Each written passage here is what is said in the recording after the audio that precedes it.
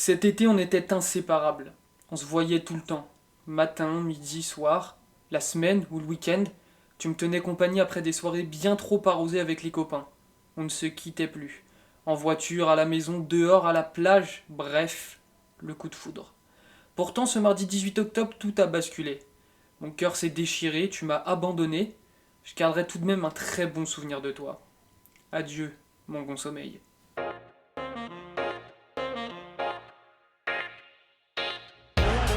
Defended by Simmons. Is this the dagger? Iguodala to Curry. Back to Iguodala. Up for the layup. Oh, blocked by James. LeBron James with the rejection. Mesdames et messieurs, bonjour, bienvenue dans ce nouvel épisode du Carton. Ça y est, la saison NBA a commencé et l'équipe du Carton vous a préparé sa petite preview, ses attentes pour cette année. C'est pour ça que j'ai ramené avec moi aujourd'hui ces deux Lascars, Benjamin Moubèche et Raphaël Delavaux sont avec nous. Comment ça va les gars? Ça va super et toi? Eh ben Ah, écoute, ça va super. Et toi ça va Raph? ça va très bien. Écoute, hein, on est là pour prévoir ce qui va se passer dans la saison parce que tout ce qu'on dit, évidemment, ça va se passer. Content de ce début de saison les gars? Bon. Ça va, mon sommeil moins content, mais ma machine à café l'est en tout cas. Moi, je vais garder un peu plus ce sommet, je regarderai un peu plus de replay, je pense, cette année. Eh ben oui, les replays c'est essentiel à notre survie. Bon les gars, on va faire un peu notre preview. On va pas pouvoir tout évoquer évidemment en 12 minutes. Je vais commencer avec toi Benjamin. On va commencer par parler de vos favoris au titre. Benjamin, ton favori au titre, il me semble que c'est l'équipe des Bucks. Effectivement, pour moi, ça va être les Bucks parce que la saison dernière, ils sont passés pas si loin que ça des finales de conférence. En l'occurrence, ils se sont fait sortir en 7 matchs, face à Boston. Donc, c'est une performance plutôt honorable pour une équipe face aux futurs finalistes NBA et surtout sans Chris Middleton et avec un Brook Lopez à moitié cassé qui est revenu au milieu de la saison. Donc là, mon espoir, c'est vraiment de me dire: «Ils font une saison en pleine forme». Giannis Antetokounmpo reste, selon moi, le meilleur joueur de la planète. L'effectif n'a pas beaucoup évolué depuis le titre de 2021, donc il y a pas de raison de ne pas les considérer comme un contender. En l'occurrence, la conférence Est est peut-être légèrement plus facile que la conférence Ouest, même si, c'est toujours une jungle parce que dans les 2 conférences, on a vraiment des équipes, spectaculaires. Mais pour moi, les Bucks ont des avantages non négligeables, notamment sur le plan défensif, sur le plan physique. Ils ont vraiment une équipe rodée, une vraie alchimie. Ils ont prouvé qu'ils pouvaient le faire. Il y a une continuité qui fait aussi que je crois en ce groupe. Donc clairement, pour moi, les Bucks se positionnent comme le favori de l'Est et le favori pour le titre aussi parce que je pense que face aux favoris de l'Ouest, qui sont pour moi les Clippers et les Warriors, ils ont les atouts, notamment en termes de taille, pour lutter et surtout pour se démarquer. Parce que je ne sais pas comment ces deux équipes-là pourraient arrêter Yanis et pourraient arrêter les Bucks. C'est vraiment pour moi un avantage non négligeable dans la course au titre. Parce que si c'est une autre équipe, il faudra gagner le match-up à la fin. Et c'est pas évident pour tout le monde. Donc pour moi, ouais, les Bucks vraiment en grand favori. Bah, justement, Benjamin, je vais rester un peu avec toi. On va parler un peu de cette conférence Est. T'as dit que les Bucks allaient très très très dur à battre et c'est vrai, ça reste l'un des meilleurs effectifs de la ligue. Mais est-ce qu'il y a quand même des équipes qui pourraient les gêner un petit peu à l'Est? Sincèrement, j'ai choisi les Bucks parce qu'il faut un favori. Je peux pas me pointer en podcast et dire, toutes les équipes sont mes favoris. Mais, en revanche, je pense que le top 5 de l'Est, de manière générale, est extrêmement dangereux. Il y a les Sixers avec ce duo Harden-Embiid extrêmement intriguant. Alors certes, c'est coaché par Doc Rivers et on commence à perdre vraiment confiance, mais quand même, c'est une équipe vraiment très dangereuse. Les Celtics sortent de finale NBA et même contexte, hein, il y a ce problème de coach, en l'occurrence, la suspension d'Ime Udoka, mais c'est une équipe qui a fait ses preuves, c'est une équipe extrêmement talentueuse, qui est encore jeune et qui s'est renforcé, donc un vrai danger. Il y a le Heat qui certes a perdu des éléments importants pendant l'intersaison, mais qui repose sur, une culture collective, une culture de l'effort qui fait que chaque année, quasiment, c'est un contender. Je pense qu'on peut aussi parler des Raptors qui sont une équipe très difficile à jouer en play-off. De manière générale, en fait, il y a beaucoup d'équipes qui se distinguent dans cette conférence Est et qui pourraient vraiment, faire un run vers le titre. Bah, Raphaël, toi, ton favori, tu vas nous le donner. Tu nous emmènes à l'autre bout du pays quand même, du côté de Los Angeles. Non, les fans des Lakers, on va pas parler de vous parce que tu as choisi les Clippers. Et oui, on va parler des équipes qui jouent à 4h30 du matin. Du coup, j'ai choisi les Clippers. Pourquoi? Bah, simplement parce qu'ils ont un franchise player qui a déjà prouvé que lui, il pouvait mener une franchise à un titre avec Toronto. Il a fait une saison là-bas, il a gagné son titre, donc il l'a déjà prouvé. Un lieutenant mais incroyable en Paul George. Pour moi, il a tout ce qu'il faut du lieutenant. C'est un mec qui peut step up quand Kawhi est pas là, qui est bon en défense, qui est énorme à la création, qui se bat. Enfin, c'est pour moi Paul George en lieutenant, c'est incroyable. Derrière ça, tu as par exemple, on peut citer trois mecs qui sont là derrière pour scorer. Tu as Reggie Jackson, Norman Powell, Marcus Morris. C'est des mecs qui franchement, chaque soir, tu peux avoir un des trois qui met plus de 20 points et justement faire la différence. Et chaque soir, un mec différent peut apporter son truc et faire gagner le match, donc c'est incroyable. Et puis même derrière, tu as les gars qui sont là pour défendre et mettre des trois. Tu as Batum, Covington, Terrence Mann, et ces trois-là vont jouer sur le même poste. Ensuite, tu as Luke Kennard qui peut apporter un peu au tir, Ivica Zubac qui sera là pour se battre à l'intérieur. Et aussi, tu as une grosse inconnue avec John Wall. Donc, ils l'ont signé, voilà, à peu près, il est à 13 millions sur 2 ans avec une année garantie cette année. Donc, pour moi, ils ont à peu près tout ce truc-là. Ils vont avoir un banc qui va être vraiment une force énorme pour eux. Ils peuvent jouer small ball énormément. Ils peuvent jouer small ball avec 4 voire 5 ailiers sur le terrain, ce qui est totalement incroyable. Euh, et voilà, enfin même, on peut se dire que par exemple, des gars comme Brandon Boston Jr., bah c'est un gars qui va peut-être même pas beaucoup jouer cette saison alors qu'il a du talent plein les mains. Donc clairement, il y a Tyronn Lue, un effectif incroyable à sa disposition. Et il y a tout, il y a l'expérience, il y a la jeunesse, il y a du tir, il y a de la création. Pour moi, ils sont un prétendant incroyable au titre. Et clairement, si ces mecs-là vont pas au moins jusqu'en finale NBA, je serais plutôt déçu parce qu'ils ont tout pour moi, clairement. Ouais, c'est clair, tu l'as très bien dit. On a quand même la sensation que ces Clippers, ils ont peut-être l'effectif au final le plus profond et le plus complet de la ligue, avec ces deux superstars que sont Paul George et Kawhi Leonard, mais tout l'effectif autour est tellement bien construit, tellement complémentaire. On verra ce que ça donne. Raphaël, je reste avec toi. Je vais faire comme pour Benjamin. Benjamin, il l'a dit, pour les Bucks à l'Est, il y a quand même de la viande à envoyer. Alors là, pour le coup, à l'Ouest, c'est vraiment la jungle. Ça fait longtemps qu'on n'a pas vu une conférence aussi relevée. Au final, on est incapable de vraiment sortir les 8 qui iront en playoff. Il y a quand même de la matière à titiller les Clippers. Bah, clairement, déjà, quand tu as 12 équipes qui se battent pour aller en playoff, c'est que la conférence va être très dure à jouer. Donc voilà, comme on l'a dit, pour moi, je mets les Clippers en grand favori. Je mets avec eux pas trop loin les Warriors et les Nuggets, avec des mecs qui, voilà, les Nuggets, des gars qui reviennent. Les Warriors, on en a beaucoup parlé aussi. T'as les Suns, ils sont un peu une inconnue parce qu'il y a Jay Crowder qui n'est pas encore transféré, on ne sait pas. Il y a DeAndre Ayton, il y a des problèmes avec lui, on en a parlé dans un podcast en plus. Donc voilà. Après, derrière, t'as ces équipes de jeunes qui veulent aller encore plus loin. T'as les Mavs et les Grizzlies. T'as les Pelicans, t'as les Wolves. Là, je viens de citer 8 équipes hein, quand même. Et donc, dans ces équipes-là, t'auras justement 4 qui n'iront pas au second tour, ce qui est totalement incroyable. Et derrière, t'as encore les Lakers, on ne sait pas vraiment. T'as encore les Blazers, on ne sait pas vraiment non plus, les Kings. Donc, bah, clairement, c'est une jungle. Et même dans cette jungle-là, bah, je considère quand même que les Warriors et les Nuggets sont les deux avec les Clippers qui vont justement pouvoir prétendre au titre en étant un contender. Mais c'est clairement une jungle, on en a déjà beaucoup parlé. Voilà. Bon, écoutez, pour l'instant, on peut pas vraiment prévoir ce qui va se passer. C'est que le début de la saison, faudra attendre d'avoir un échantillon un petit peu plus conséquent. Les gars, merci pour ces petites analyses et pour vos favoris au titre. On va passer maintenant au trophée de MVP, donc du meilleur joueur de la saison. Benjamin, bah encore une fois, tu restes à l'Est et tu vas du côté de Boston. Effectivement, pour moi, ce sera Jason Tatum. Alors, comme pour le favori au titre, c'est une course extrêmement indécise.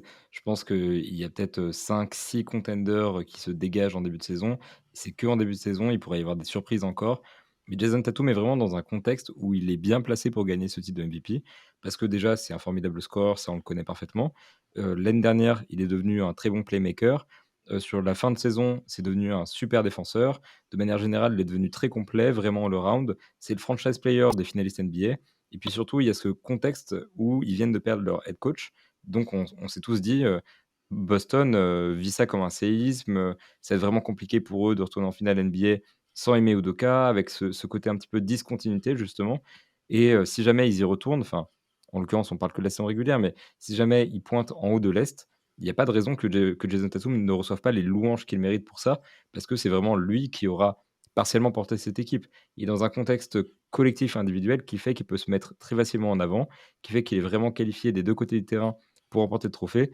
Et même s'il y a autant de candidats presque qu'il y a de contenders, j'ai l'impression que Jason Tatum peut vraiment faire son trou cette année et s'imposer comme le MVP cette saison.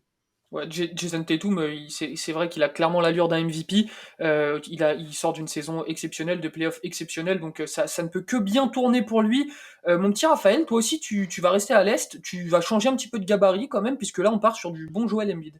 Je suis parti sur un americano franco-camerounais pour le titre de MVP. Donc voilà, je choisis Joel Embiid. Pourquoi? Parce que l'année dernière, il a fini à un cheveu du titre. Non, il a été meilleur scoreur, il me semble même, de la Mmh. saison. Meilleur score, ouais. Avec LeBron James, je me suis un petit peu trompé. C'est un mec qui prend du rebond, c'est un mec qui est candidat au Deep Boy. Donc là, on parle clairement d'un gars qui est all-around, pareil. On parlait de Tatum, là, all-around, Embiid, pareil.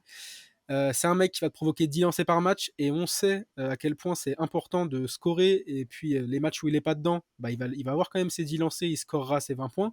Donc il aura pas de match où il va scorer moins de 10 points. Ce sera un mec qui sera régulé sur toute la saison. Autour de lui, il a un effectif qui va lui donner tous les ballons.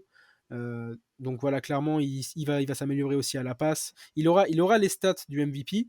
Va savoir pour le bilan maintenant. L'effectif des Sixers s'est un peu renforcé avec PJ Tucker. Moi, je les vois quasiment tout en haut de l'Est avec justement les Bucks et les Celtics. Donc, il a le contexte et surtout qu'il est arrivé deuxième l'année dernière et on sait qu'il a beaucoup gueulé sur le titre de Nikola Jokic. Donc, il va en vouloir encore plus. Donc, il a la dalle, il a les qualités, il a pour moi tout ce qu'il faut dans son dossier de MVP pour être celui sur la saison 2022-2023 qui va aller chercher le trophée. Ouais, tu l'as dit, le trophée Djokic, ça l'a un petit peu énervé. Là, les votants, ça fait 2 années de suite qu'ils le mettent deuxième. Ils commencent un peu à titiller le bestiau. Et croyez-moi, quand on commence à titiller un mec comme Embiid, c'est pas de bon augure. Bon, en tout cas, il a clairement lui aussi, comme Tatum, le profil de soulever ce trophée de MVP. Les gars, pour finir, alors là, je vous laisse carte blanche. Vous allez me donner votre coup de cœur de cette saison. Le truc qui va vous faire cliquer, ça peut être une équipe, un joueur, un coach, un duo, ce que vous voulez. Je commence par toi, Benjamin. Régale-nous, je t'écoute. Écoute, j'ai pas vraiment de coup de cœur parce que comme tu le sais, je n'ai pas de cœur, je ne suis qu'un C'est vrai. être, froid, d'analyse et de raison. Et sans Mais émotion, exactement. Et justement, bah, voilà, mon coup de cœur, ça va être un coach, Erik Spoelstra. J'ai envie de voir ce qu'il peut faire avec ce Heat parce qu'on a beaucoup déclamé leur intersaison. On a tous dit que la perte de PJ Tucker était déterminante. On a des doutes sur l'effectif, sur les limites. On parle d'une fin de cycle, d'une fenêtre qui se referme. Moi, j'ai envie de voir ce que Erik Spoelstra peut faire avec cet effectif et surtout, j'aimerais comprendre pourquoi cet homme n'a jamais gagné de trophée de coach of the year et j'aimerais bien que ça arrive cette saison parce que sincèrement, quand on est le deuxième coach, avec le plus d'années, en poste dans la ligue, après Greg Popovich, qui en l'occurrence est encore un coach au-dessus.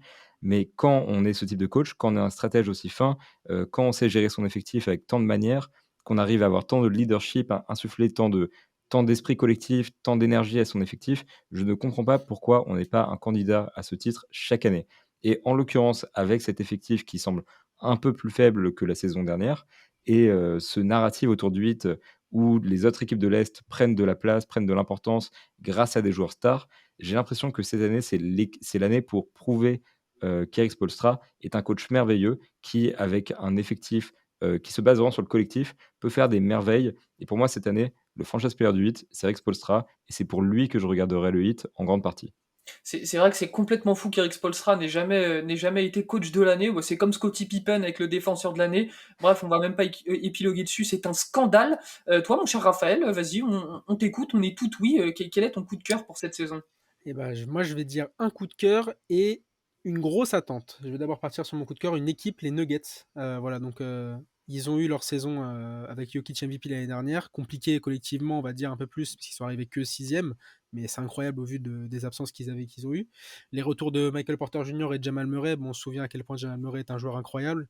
Michael Porter Jr. qui a signé son extension il y a justement un an, qui va montrer pour moi qu'il est le troisième larron de la bande et qui va pouvoir step up et devenir un joueur extrêmement important dans leur effectif. Ils se sont renforcés avec les arrivées de Kentavious Caldwell-Pope et Bruce Brown. Donc clairement, ils ont ce qu'il faut derrière pour défendre. Il y a Aaron Gordon, il y a Bones Island. C'est cette mecs-là, c'est des gars qui peuvent justement te faire devenir un contender et ils visent eux aussi les finales de conf, les finales NBA, voire le titre. Donc on sait très bien que ces mecs-là vont se battre, ils vont être présents toute la saison. Jokic, il veut avoir son troisième MVP aussi, hein, on le dit pas assez. Ça sera compliqué de l'avoir parce que les votants n'aiment pas trop le donner 3 fois de suite, mais on sait que l'année prochaine, ça sera toujours un mec qui sera autour des 28 points, des 14 rebonds et des 7 passes, donc c'est exceptionnel. Donc voilà, j'attends beaucoup des Nuggets et j'ai vraiment, vraiment hâte de voir ce que Mike Malone va faire de son effectif. Et pour ma grosse attente, je vais parler de Karl Anthony Towns parce que c'est un mec qui a beaucoup, beaucoup parlé les années précédentes. Il a demandé à avoir un effectif meilleur, il a demandé de jouer en 4. Aujourd'hui, il est en 4 à côté de Rudy Gobert, l'arrivée de cet été chez les Wolves. Il a un effectif très bon à côté de lui. Tu as D'Angelo Russell, tu as surtout Anthony Edwards qui veut aussi prendre le leadership. Mais pour moi, Towns, il doit montrer que c'est lui le franchise player de l'équipe. Alors, c'est peut-être pas sa nature, mais il doit y aller, il doit aller au mastic, il doit se battre. Ça doit être le mec qui justement est le leader de ces Wolves qui veulent aller par exemple très loin en playoff aussi. Eux, ils peuvent un peu jouer les troubles faites dans la conférence Ouest, on va pas se mentir. Donc j'attends beaucoup de sa saison et j'attends surtout qu'il soit All-Star. Pour moi, c'est lui le premier All-Star des Wolves cette saison, clairement. Et s'il l'est pas, c'est qu'il y a un problème dans son approche de cette saison. Cette équipe des Wolves, elle va faire cliquer, elle est assez intrigante. Moi, personnellement, je suis très très curieux de voir l'association de Karl Anthony Towns et de Rudy Gobert. On verra ce que ça donne. En tout cas, merci, messieurs. J'étais très curieux de découvrir vos choix. Ça m'a fait très plaisir de les entendre. Et puis, je pense que toute l'équipe de l'analyste se joint à moi pour vous souhaiter à tous une très bonne saison NBA. On vous prépare de belles choses avec l'analyse. Donc, on espère pouvoir suivre cette saison à vos côtés. Ça nous fait extrêmement plaisir de commencer cette nouvelle saison avec vous. Fournier is one dribble, lets it fly. He drills it! Les amis, le buzzer du carton vient de retentir. Comme toujours, ce fut un plaisir de vous avoir en notre compagnie. N'hésitez pas à nous laisser une petite note sur Apple Podcast et sur Spotify et passez sur YouTube. Dites-nous votre avis, ce que vous attendez de cette saison NBA, est-ce que vous êtes excité, est-ce que votre sommeil comme moi va beaucoup vous manquer. On se fera un plaisir de vous répondre. En tout cas, je suis très heureux, je vous l'ai déjà dit, de passer cette saison à vos côtés avec toute l'équipe de l'analyste. En attendant, je vous dis à la prochaine. Prenez soin de vous.